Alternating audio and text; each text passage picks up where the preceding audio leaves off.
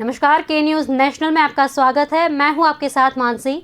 समाचार शुरू करने से पहले एक नजर हेडलाइंस पर।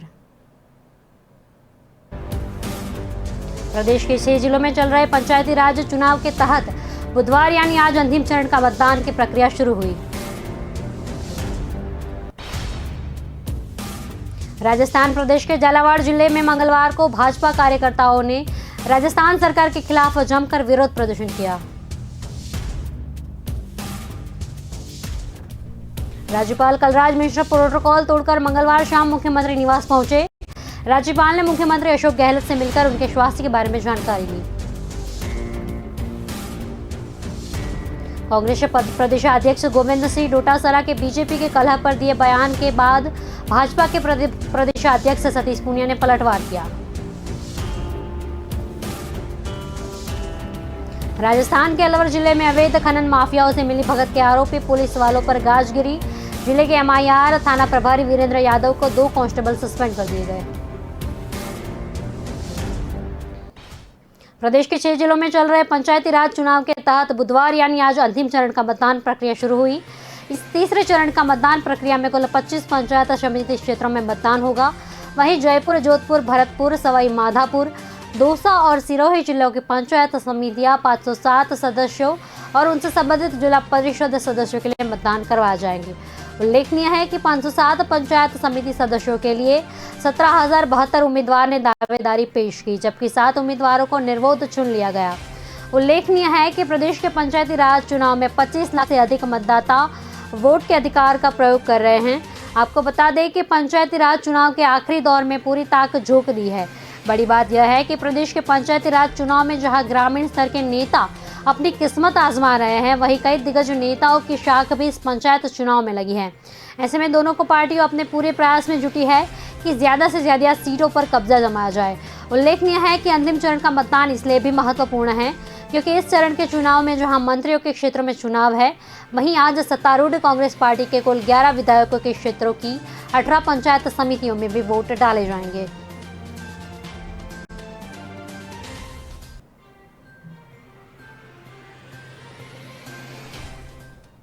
राजस्थान प्रदेश के झालावाड़ जिले में मंगलवार को भाजपा कार्यकर्ताओं ने राजस्थान सरकार के खिलाफ जमकर विरोध प्रदर्शन किया। सरकार के मंत्री और जिला प्रभारी मंत्री टीकाराम जूली के झालावाड़ शहर में प्रवेश करने पर काले झंडे दिखाए गए। पूर्व मुख्यमंत्री वसुंधरा राजे समर्थकों और भाजपा कार्यकर्ताओं ने उन्हें काले झंडे दिखाए। मंत्री और सरकार के खिलाफ प्रदर्शनकारी ने हंगामा बरपाया और नारेबाजी की। मंत्री के काफिले में चल रही पुलिस ने प्रदर्शनकारियों को काले झंडे के साथ दबोचा। हालांकि प्रदर्शनकारियों का प्रदर्शन फिर भी जारी रहा। इस पूरे मामले को लेकर भाजपा कार्यकर्ताओं का कहना है कि राजस्थान सरकार के इस कार्यकाल में प्रदेश की जनता बेहद परेशान है। पूर्व मुख्यमंत्री वसुंधरा राजे ने प्रयास कर झालावाड़ जिले के लोगों को रोजगार के लिए कालीसिंध थर्मल पावर स्टेशन स्थापित किया, लेकिन आज ऐसा वक्त आ गया कि कांग्रेस सरकार कालीसिंध थर्मल पावर स्टेशन को ठीक ढंग से नहीं चला पा रही। थर्मल पावर स्टेशन को नियमित रूप से कोयला उपलब्ध नहीं करवाया जा रहा। यूनिटों के बंद होने से रोजगार का संकट क्षेत्र के लोग के सामने खड़ा हो गया है। साथ ही ग्रामीण क्षेत्रों में 15-15 घंटे और शहरी क्षेत्रों में 8 घंटे के लिए बिजली की कटौती सरकार कर रही है।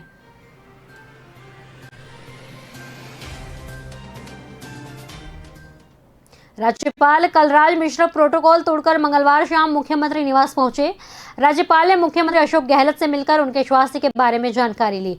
गहलोत को एंजियोप्लास्टी के बाद रविवार को एसएमएस अस्पताल से छुट्टी मिली। फिलहाल सीएम घर पर आराम फरमा रहे हैं। डॉक्टर ने सीएम को आराम करने की सलाह दी है। उनके हार्ट की आर्टरी में 90% ब्लॉकेज के बाद एंजियोप्लास्टी की गई थी। राज्यपाल कलराज मिश्र ने मुख्यमंत्री को जल्द स्वस्थ होने की कामना करते हुए भगवान श्री राम की तस्वीर भेंट की। राज्यपाल ने सीएम से स्वास्थ्य का ध्यान रखने, पूरी तरह स्वस्थ होने तक कुछ दिन राजकाज से जुड़े कामों में ज्यादा तनाव नहीं लेने की सलाह दी। राज्यपाल ने सीएम की तबीयत खराब होते ही फोन करके कुशल क्षेम पूछी थी। अस्पताल में भर्ती होने के बाद भी वह लगातार संपर्क में रहे। राज्यपाल कलराज मिश्र और सीएम अशोक गहलोत के रिश्ते बहुत अच्छे थे। इसका जिक्र खुद मुख्यमंत्री गहलोत कई बार सार्वजनिक रूप से कर चुके हैं। कोरोना काल के दौरान वर्चुअल कार्यक्रमों में राज्यपाल और सीएम एक दूसरे की कई बार जमकर तारीफ कर चुके हैं। गहलोत ने कोरोना लॉकडाउन के दौरान वर्चुअल कार्यक्रम में कई बार कहा था कि राज्यपाल लगातार उनसे फोन करके स्वास्थ्य की जानकारी लेते हैं और ध्यान रखने की सलाह देते हैं।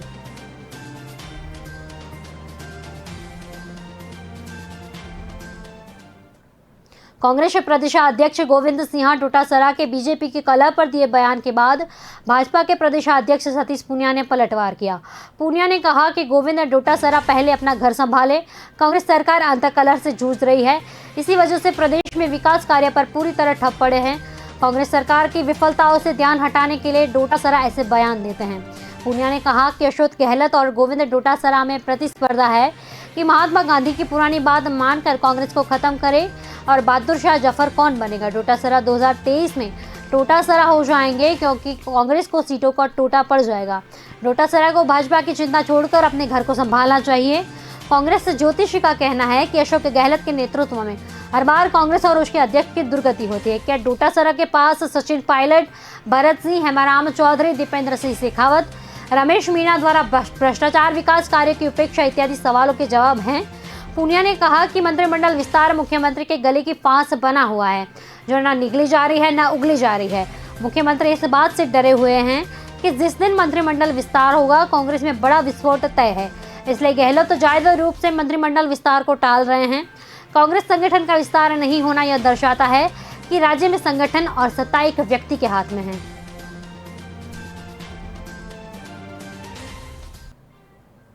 राजस्थान के अलवर जिले में अवैध खनन माफियाओं से मिली भगत के आरोपी पुलिस वालों पर गाज गिरी है। जिले के एमआई थाना प्रभारी वीरेंद्र यादव को 2 कांस्टेबल सस्पेंड कर दिए गए। अलवर की एसपी तेजस्विनी गौतम ये तीनों की निलंबन का आदेश जारी कर दिया। रविवार को ही केगोली और गोलेटा गांव के पहाड़ों में अवैध खनन की शिकायत मिली। इसके बाद एसएचओ यादव, कांस्टेबल मुलाराम और निजामुद्दीन के खिलाफ खनन माफिया से गठजोड़ का दोषी पाया गया। इसके बाद एसपी अलवर तेजस्विनी गौतम ने तीनों को निलंबित कर दिया। इससे पहले अलवर एसपी ने आईपीसीएस विकास संगठन के नेतृत्व में पुलिस और क्यूआरटी की टीम ने अवैध खनन के खिलाफ एक्शन लिया था। इस कार्यवाही में अवैध खनन माफियाओं को पकड़ा गया। पुलिस ने 23 अक्टूबर ट्रॉली 1 जेसीबी और 1 कंप्रेशर के साथ बड़ी संख्या में अवैध खनन में काम आने वाले सामान जब्त किए। इसके बाद पुलिस अधीक्षक तेजस्विनी गौतम ने पुलिस के मिलीभगत के मामले की जांच पड़ताल के निर्देश दिए गए। डेप्यूटी एसीपी विकास सांगवान ने इस पूरे मामले की जांच पड़ताल की। इसके बाद जांच रिपोर्ट एसपी को दी गई। इसके बाद एसपी ने मंगलवार को एसएचओ और 2 कांस्टेबलों को निलंबित कर दिया। एसपी ने मिलीभगत की विस्तृत जांच सीओ राजगढ़ अंजलि जोरवाल को सौंपी थी।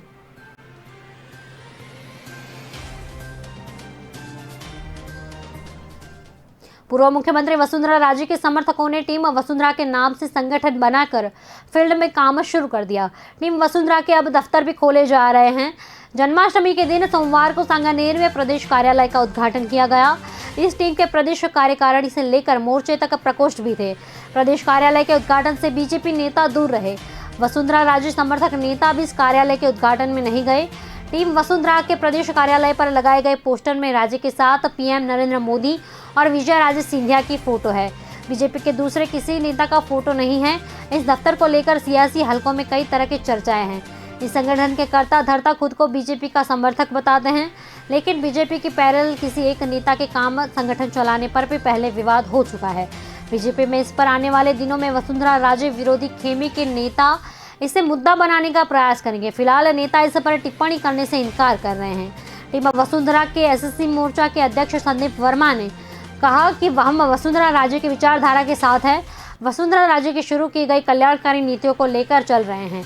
उन नीतियों का प्रचार प्रसार कर रहे हैं। हमारा लक्ष्य वसुंधरा राजे के नेतृत्व में बीजेपी की सरकार का बनाने का है। हम बीजेपी से अलग नहीं हैं, हम भाजपा के ही कार्यकर्ता हैं।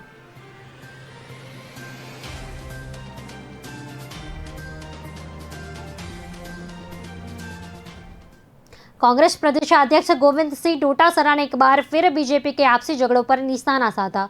डोटासरा ने कहा कि बीजेपी राजस्थान में खत्म हो रही है, अब तो कोई दूसरा दल ही प्रदेश में विपक्ष की भूमिका निभाएगा। भाजपा के नेताओं में आपस में ही भारी कलह चल रहा है, वर्चस्व की लड़ाई चल रही है। बीजेपी के नेता सरकार की कमी खामियां निकालने की जगह आपस में ही एक दूसरे की कमी खामियां निकाल रहे हैं, एक दूसरे के पोस्टर फाड़ रहे हैं। डोटासरा मंगलवार को जयपुर में मीडिया से बातचीत कर रहे थे और उस दौरान उन्होंने कहा कि बीजेपी के नेताओं में एक दूसरे से खुद को बड़ा साबित करने की होड़ मची हुई है। राजेंद्र राठौड़, गजेंद्र सिंह शेखावत, सतीश पूनिया और अब तो भूपेंद्र यादव भी खुद को सबसे बड़ा साबित करने में लगे हैं। वसुंधरा राजे को 2 बार मुख्यमंत्री रह चुकी है। कहने की जरूरत नहीं है कि वे इन सब नेताओं से बड़ी है, इसमें कोई दो राय नहीं है। लेकिन राजे को ना मान नहीं रहे। बीजेपी में आगे और अंतकलह उजागर होगी। आने वाले समय में मुझे नहीं लगता कि बीजेपी अपने पैरों पर खड़ी हो पाएगी।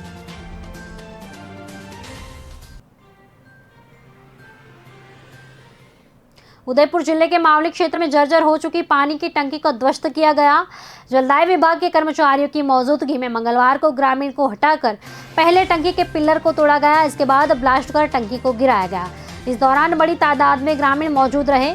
महज 5 सेकंड में विशाल टंकी मलबे में तब्दील हो गई। मावली के इटाली गांव में पिछले 2 वर्षों से 5 लाख लीटर की टंकी पूरी तरह जर्जर अवस्था में थी। कई बार प्लास्टर गिरने के बाद पंचायत ने इसे तोड़ने का निर्णय लिया था। इटाली सरपंच अनु मेनेरिया ने बताया कि राहगीरों और पास के घरों पर मलबा गिरने का खतरा था। जलदाय विभाग ने विशेषज्ञों को दिखाने के बाद टंकी के पिलर्स को तोड़कर ब्लास्ट का निर्णय हुआ था। टंकी ध्वस्त होने की सूचना पर बड़ी तादाद में ग्रामीण मौके पर जमा हो गए। जलदाय विभाग ने कर्मचारियों ने पहले पिलर तोड़ा। इसके बाद 2 ब्लास्ट किए गए। ब्लास्ट के बाद 5 सेकंड में मलबा गिर गया। ग्राम पंचायत की ओर से आगामी दिनों में इसी स्थान पर नई टंकी का निर्माण प्रस्तावित है। ग्रामीणों की माने तो 1980 में यह टंकी बनाई गई थी। इसके बाद से पूरे गांव सहित आसपास के इलाकों में भी ऐसी पेयजल सप्लाई हो रही थी। 2 वर्ष से टंकी जर्जर हो चुकी थी और बार-बार प्लास्टर से भी गिर रही थी। फिलहाल पंचायत की ओर से पेयजल सप्लाई के लिए वैकल्पिक व्यवस्थाएं की गई हैं। फिलहाल रुकते हैं एक छोटे से ब्रेक के लिए। तब तक जुड़े रहिए के न्यूज़ नेशनल के साथ।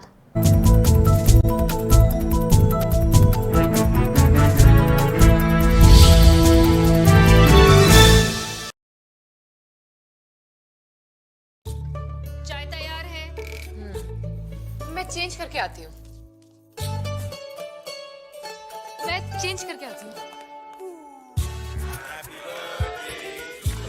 चेंज करके आती हूँ। लायरा का नया कलेक्शन, बहाने कम पड़ जाएंगे पर स्टाइल्स नहीं। Lyra, time to style. Break के बाद आपका स्वागत है। तो देखते हैं आगे की खबरें। देश में महंगाई कम होने का नाम नहीं ले रही। पेट्रोलियम कंपनियों ने आज फिर रसोई गैस की कीमतों में इजाफा करके लोगों को बड़ा झटका दिया। 15 दिन के अंदर ये दूसरी बार रसोई गैस की कीमतें बढ़ी। कंपनियों ने आज रसोई गैस की कीमत में 25 रुपये प्रति सिलेंडर, जबकि कमर्शियल उपयोग के सिलेंडर की कीमत में 75 रुपये की बढ़ोतरी की। साल 2021 की शुरुआत से लेकर अब तक रसोई गैस की कीमतों में यह 7वीं बार बढ़ोतरी की गई है। इससे पहले 16 अगस्त को भी कंपनियों ने 25 रुपये घरेलू सिलेंडर की कीमतों बढ़ाई थी। वहीं 1 जुलाई को भी कंपनियों ने रसोई गैस की कीमतों में 25 रुपये प्रति सिलेंडर बढ़ाए थे। कोरोना के इस दौरे में जहां एक तरफ लोगों के रोजगार ठप पड़े हैं, नौकरियों पर संकट है, ऐसी स्थिति में पेट्रोल, डीजल, रसोई गैस, बिजली के बिल, खाद्य इत्यादि वस्तुओं की कीमतें लगातार बढ़ रही है, जिससे निम्न और मध्यम तबके के लोगों के लिए परेशानी खड़ी हो सकती है।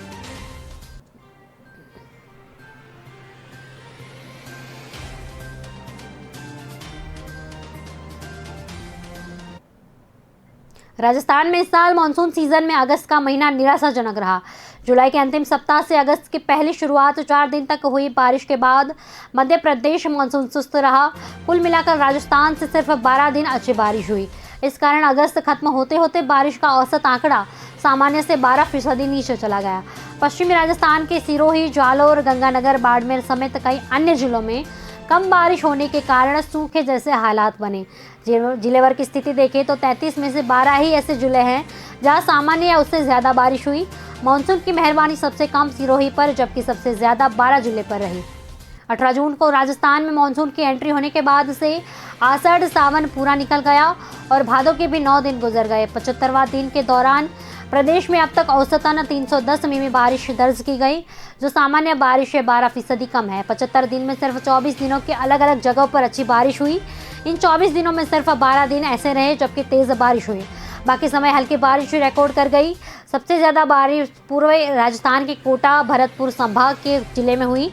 साल 2022 की तुलना करें तो अगस्त के महीने में पिछले साल 221 mm बारिश हुई और इस बार 126 mm बारिश हुई। साल 2020 की तुलना में इस बार केवल अगस्त के महीने में 43% कम बारिश हुई थी।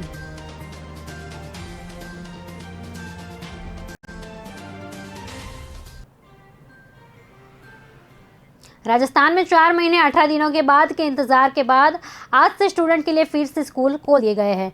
बुधवार को खुले स्कूलों में फिलहाल सिर्फ कक्षा 9वीं से 12वीं तक के छात्र को ही ऑड इवन फॉर्मूले पर प्रवेश दिया गया है। उन्हें सोशल डिस्टेंसिंग के आधार पर क्लास में बिठाया गया।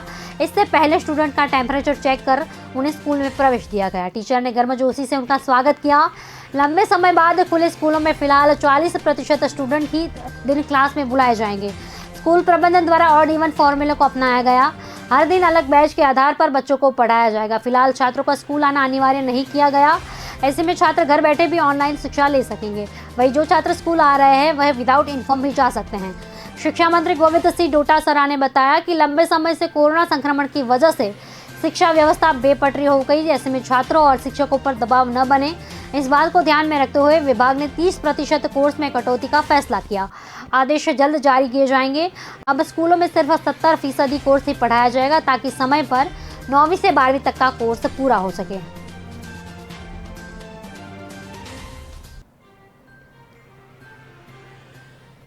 राजस्थान में मंगलवार को सुकून देने वाली खबर आई।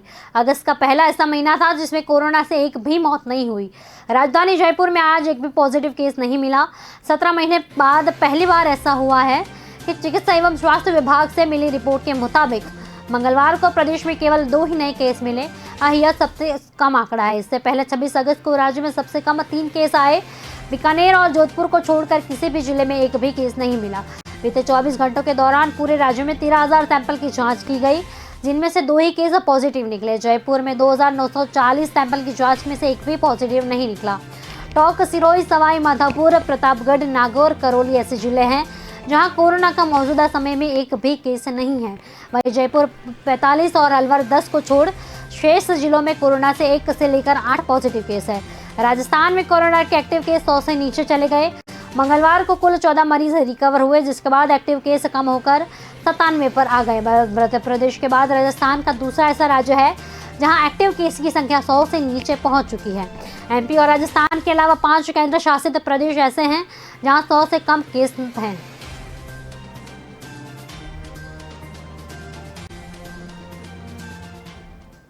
बारां में मंगलवार को आकाशीय बिजली का कहर टूट पड़ा।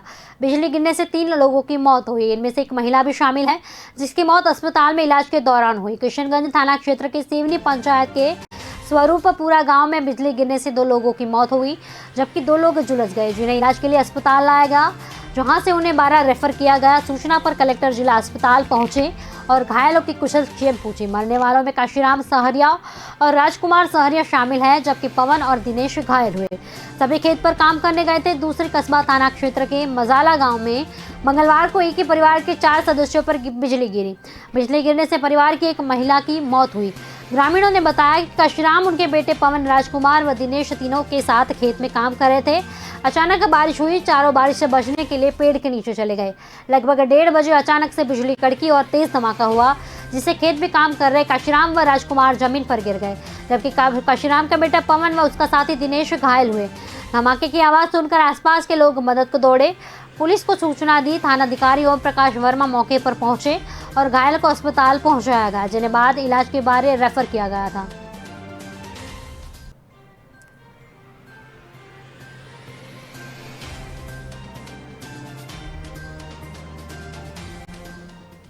दौसा में 3 दोस्तों को मौत छू कर निकल गई। सोमवार देर शाम 13 फीट ऊंचाई के बाउंड्री वाल अचानक भर कर गिर गई। उधर से गुजर रहे 3 दोस्त बाल बच गए। तीनों वहां से भागकर किसी तरह जान बचाई। दीवार के पास खड़े टेम्पो पर पूरा मलबा गिरा, इससे वाहन क्षतिग्रस्त हो गया। यह पूरा घटनाक्रम पास की एक दुकान में लगे CCTV कैमरे में रिकॉर्ड हो गया। घटना का वीडियो मंगलवार को सामने आया। प्रत्यक्षदर्शियों ने बताया कि बजरंग मैदान की दीवार के पास स्थित एक प्लॉट की बाउंड्री वॉल जर्जर थी। रोजाना इधर से आसपास की कॉलोनी के लोगों की दिन भर आवाज आती रहती थी। इसी क्रम में सोमवार शाम 3 दोस्त दीवार के पास से गुजर रहे थे। इस दौरान अचानक दीवार गिर गई। वहां खड़ा टेम्पो उसकी चपेट में आ गया। हादसे का वीडियो CCTV फुटेज में कैद हो चुका है।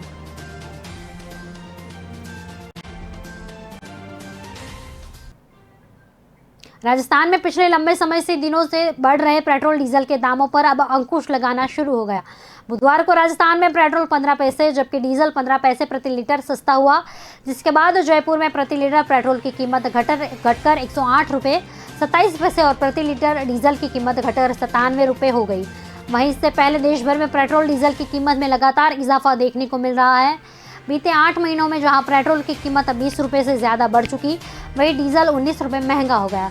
ऐसे में पेट्रोल डीजल की कीमतों में हो रही कमी फिलहाल ऊंट के मुंह में जीरे के बराबर है। कच्चे तेल के बाजार में लगातार सुस्ती का दौर जारी है। इस समय ब्रांड फूड का दाम बीते 4 महीनों के न्यूनतम स्तर पर पहुंच गया। अगर इसी सप्ताह की बात करें तो यह 6% टूटा। इस सप्ताह कारोबार बंद होते समय ब्रांड क्रूड $1 प्रति बैरल घटकर 65 प्रति डॉलर बैरल पर आ गया है।